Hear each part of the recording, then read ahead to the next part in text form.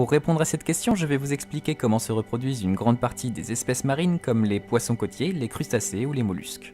Nous voilà en pleine mer et les petits points que vous voyez sont des œufs.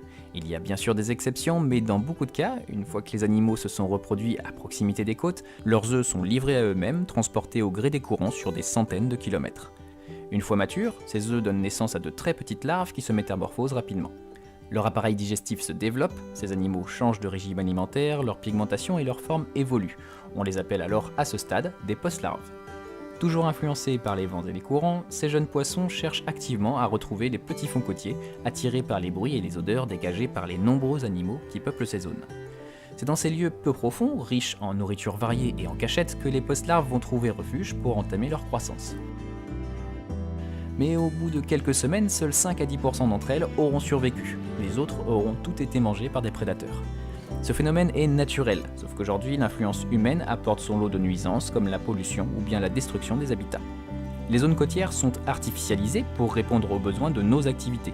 Les post-larves, en quête d'un refuge, ne trouvent alors plus de quoi s'abriter ou s'alimenter et se retrouvent d'autant plus à la merci des prédateurs. On estime alors que dans ces conditions, à peine 1% d'entre elles arriveront au stade juvénile. Chez Écocéan, nous avons décidé d'agir et de venir en aide à cette biodiversité aquatique. Pour cela, nous nous sommes intéressés au stade où les animaux sont presque invisibles et pourtant essentiels au cycle de la vie, ce stade post-larvaire. Présents en nombre lorsqu'ils regagnent la côte, nous capturons ces poissons qui ne mesurent parfois que quelques millimètres et nous les transférons dans notre ferme d'élevage. Nous veillons sur eux pendant plusieurs mois, le temps qu'ils grandissent à l'abri des dangers extérieurs. Dans notre ferme, c'est plus de 80% des animaux qui survivent, contre moins de 1% dans une nature perturbée.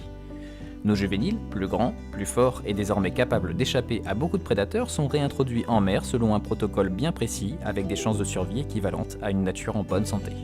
Cette solution permet vraiment d'optimiser la survie des animaux, mais il reste toujours le problème de la destruction des habitats côtiers pourtant essentiel pour la protection des jeunes poissons.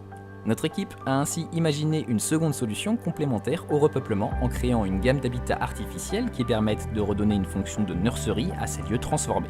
Appelés biohuts pour huttes de biodiversité, ces modules Made in France innovants et brevetés permettent aux jeunes animaux de s'y abriter et de s'y nourrir, puisque de nombreuses espèces telles que des vers ou des petites crevettes s'y développent, ce qui rend ces huttes particulièrement attrayantes pour les jeunes poissons. Ces habitats, de différentes formes, sont constitués de matériaux 100% recyclables et recyclés et s'adaptent à toutes les infrastructures. Aujourd'hui, les biohuts s'exportent dans le monde entier et se sont révélés efficaces même en eau douce. Il faut bien sûr éviter de modifier ou de dégrader les écosystèmes côtiers car ces habitats ont un rôle crucial dans le bon fonctionnement des cycles de vie.